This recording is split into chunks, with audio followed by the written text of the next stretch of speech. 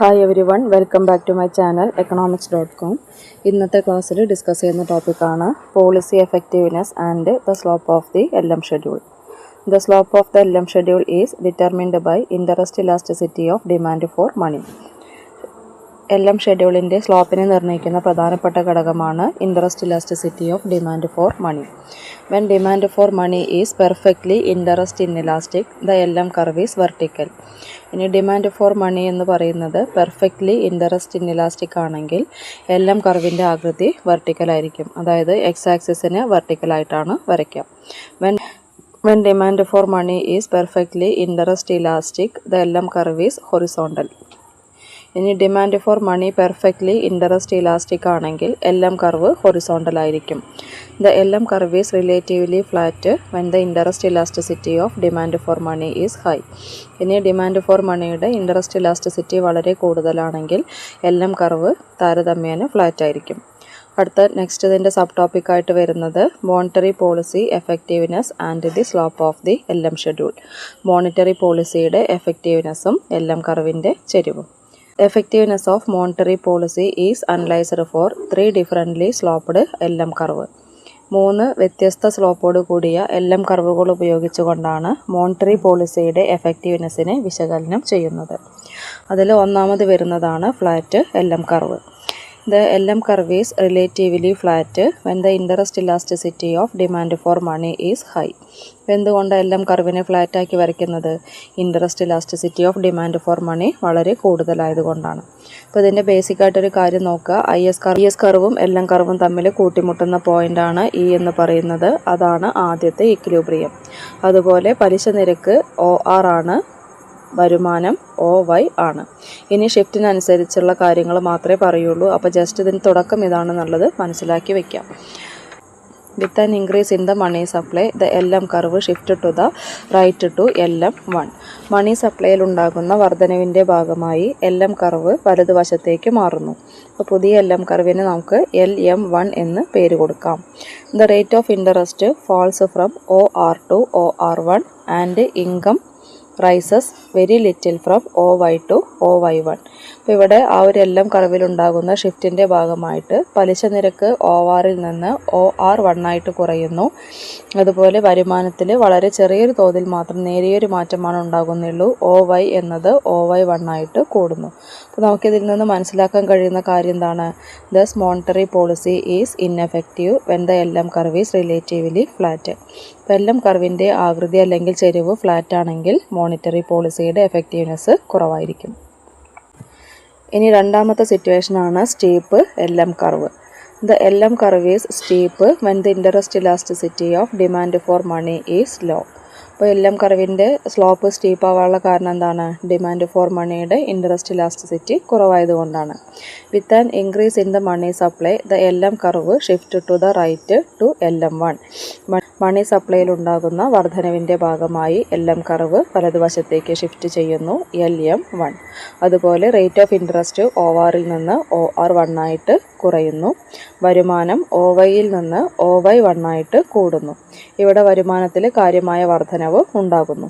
Thus monetary policy is more effective when the LM curve is relatively steep. അപ്പോൾ LM കർവിൻ്റെ ചെരിവ് സ്റ്റീപ്പാണെങ്കിൽ monetary പോളിസിയുടെ എഫക്റ്റീവ്നെസ് കൂടുതലായിരിക്കും.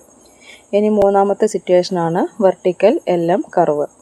When the demand for money is perfectly interest inelastic, the LM curve is vertical. Demand for money perfectly interest inelastic ആണെങ്കിൽ LM കർവിൻ്റെ ആകൃതി vertical ആയിരിക്കും. മണി സപ്ലൈയിൽ ഉണ്ടാകുന്ന വർധനവിൻ്റെ ഭാഗമായിട്ട് LM കർവ് വലതുവശത്തേക്ക് ഷിഫ്റ്റ് ചെയ്യുന്നു, LM1 ആണ് പുതിയ കർവ്. റേറ്റ് ഓഫ് ഇൻട്രസ്റ്റ് ORൽ നിന്ന് OR1 ആയിട്ട് കുറയുന്നു. Which has no effect on the demand for money. പക്ഷേ ആ ഒരു പലിശ നിരക്ക് കുറയുമ്പോൾ ഡിമാൻഡ് ഫോർ മണിയിൽ കാര്യമായ മാറ്റമൊന്നും തന്നെ സംഭവിക്കുന്നില്ല. The increase in money supply rises the level of income from OY to OY1. ഇനി മണി സപ്ലൈയിൽ ഉണ്ടാകുന്ന വർധനവിൻ്റെ ഭാഗമായിട്ട് വരുമാനം OY എന്നതിൽ നിന്ന് OY1 ആയിട്ട് വർദ്ധിക്കുന്നു. Thus, when the demand for money is perfectly interest inelastic, monetary policy is highly effective. അപ്പോൾ ഇവിടുത്തെ കൺക്ലൂഷൻ എന്താണ്? Demand for money perfectly interest inelastic ആണെങ്കിൽ, അല്ലെങ്കിൽ എല്ലാം കർവിൻ്റെ ആകൃതി വെർട്ടിക്കൽ ആണെങ്കിൽ മോണിറ്ററി പോളിസി എഫക്റ്റീവ്നെസ് വളരെ കൂടുതലായിരിക്കും. അടുത്തത് ഫിസ്ക്കൽ പോളിസിയും LM ഷെഡ്യൂളിൻ്റെ സ്ലോപ്പും. Fiscal policy effectiveness and slope of the LM schedule. ഇവിടെയും 3 വ്യത്യസ്തമായ LM കർവുകൾ ഉപയോഗിച്ചുകൊണ്ടാണ് ഫിസ്ക്കൽ പോളിസിയുടെ എഫക്റ്റീവ്നെസ് വിശകലനം ചെയ്യുന്നത്. ആദ്യം വരുന്നത് ഫ്ലാറ്റ് LM കർവ്. LM കർവിൻ്റെ ആകൃതി ഫ്ലാറ്റായിട്ട് വരുന്നു. The LM curve is relatively flat when the demand for money is relatively interest elastic. അപ്പോൾ demand for money interest elastic ആകുമ്പോഴാണ് LM കർവിൻ്റെ ആകൃതി എന്താവുന്നത്? ഫ്ലാറ്റായിട്ട് വരുന്നത്. In the diagram when an expansionary fiscal policy is adopted, the IS curve shift upward to IS1. അപ്പോൾ ഇവിടെ government ഉപയോഗിക്കുന്നത് ഒരു എക്സ്പാൻഷണറി ഫിസ്ക്കൽ പോളിസി ആണെങ്കിൽ IS കർവ് മുകളിലേക്ക് ഷിഫ്റ്റ് ചെയ്യുന്നു, IS1 ആയിട്ട് ഷിഫ്റ്റ് ചെയ്യുന്നു. The rate of interest rises from OR to OR1. പലിശ നിരക്ക് ORൽ നിന്ന് OR1 ആയിട്ട് വർദ്ധിക്കുന്നു.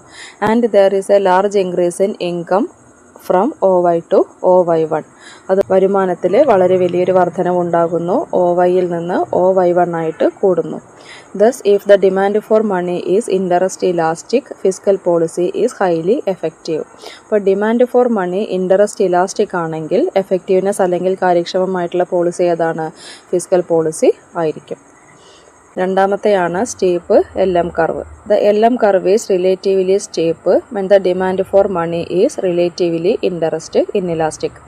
Demand for money interest inelastic ആണെങ്കിൽ LM കർവിൻ്റെ സ്ലോപ്പ് അല്ലെങ്കിൽ ചെരിവ് സ്റ്റീപ്പ് ആയിരിക്കും. In the diagram when an expansionary fiscal policy is adopted, the IS curve shift to upward to IS1. Government expansionary fiscal policy സ്വീകരിക്കുകയാണെങ്കിൽ IS curve IS1 എന്ന രീതിയിൽ മുകളിലേക്ക് shift ചെയ്യുന്നു. The result is a sharp increase in the rate of interest from OR to OR1. അപ്പോൾ ആ ഒരു expansionary fiscal പോളിസിയുടെ result എന്താണ്? റേറ്റ് ഓഫ് ഇൻട്രസ്റ്റിൽ കാര്യമായ വർധനവ് അല്ലെങ്കിൽ വലിയ തോതിലൊരു വർധനവ് ഉണ്ടാകുന്നു, ORൽ നിന്ന് OR1 ആയിട്ട് വർദ്ധിക്കുന്നു. And there is a small increase in income from OY to OY1. പക്ഷേ വരുമാനത്തിൽ വളരെ ചെറിയൊരു വർധനവ് മാത്രമാണ് ഉണ്ടാകുന്നുള്ളൂ, OY എന്നത് OY1 ആയിട്ട് കൂടുന്നു.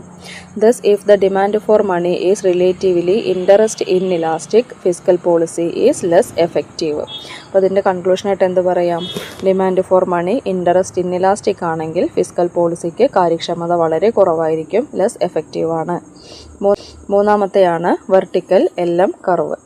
The LM curve is vertical when the demand for money is perfectly interest inelastic. Demand for money perfectly inelastic ആണെങ്കിൽ LM കർവിൻ്റെ ആകൃതി വെർട്ടിക്കൽ ആയിരിക്കും. In the diagram an expansionary fiscal policy is adopted, the IS curve shift upward to IS1.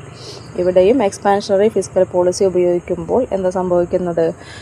LM curve വലതുവശത്തേക്ക് shift ചെയ്യുന്നു, IS1. The result is an increase in the interest rate from OR to OR1. അതിൻ്റെ ഭാഗമായിട്ട് പലിശ നിരക്ക് ORൽ നിന്നും OR1 ആയിട്ട് വർദ്ധിക്കുന്നു. And national income remains constant at OY. പക്ഷേ ഇവിടെ ദേശീയ വരുമാനത്തിൽ മാറ്റമുണ്ടാവുന്നില്ല, വെർട്ടിക്കൽ ആയതുകൊണ്ട് ദേശീയ വരുമാനം OYയിൽ തന്നെ തുടരുന്നു. Thus if the demand for money is perfectly interest inelastic, fiscal policy is completely ineffective. അപ്പോൾ demand for money perfectly interest inelastic ആണെങ്കിൽ ഫിസ്ക്കൽ പോളിസി പൂർണ്ണമായിട്ടും കാര്യക്ഷമത ഇല്ലാത്തതായിരിക്കും. അപ്പോൾ ഇത്രയും കാര്യങ്ങളാണ് ഈ ഒരു ടോപ്പിക്കിൽ പഠിക്കാനുള്ളത്.